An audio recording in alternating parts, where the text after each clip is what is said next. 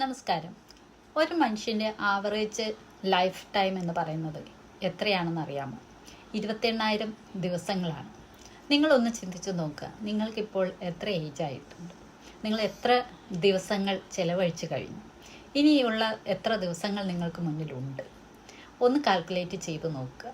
നമ്മളുടെ കഴിഞ്ഞു പോയ ഡേയ്സിനെ കുറിച്ച് ഓർത്ത് വിഷമിച്ചിട്ട് ഇനി കാര്യമില്ല. പക്ഷേ നമ്മളുടെ മുന്നിലുള്ള ഡേയ്സ് അത് എത്രത്തോളം ഉണ്ട് എന്നൊന്ന് അറിഞ്ഞു വെക്കുന്നത് നല്ലതാണ്.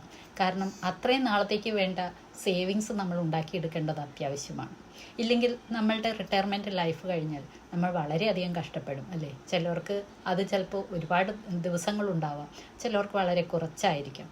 അപ്പോൾ ഒരുപാട് ദിവസം ഉണ്ടെങ്കിൽ തീർച്ചയായിട്ടും നമ്മൾ അത്രയും ഫിനാൻഷ്യലായിട്ട് സ്ട്രഗിൾ ചെയ്യേണ്ടി വരും. തീർച്ചയായും നമ്മൾ നേരത്തെ തന്നെ അതിന് വേണ്ട പ്ലാൻ ചെയ്യുക.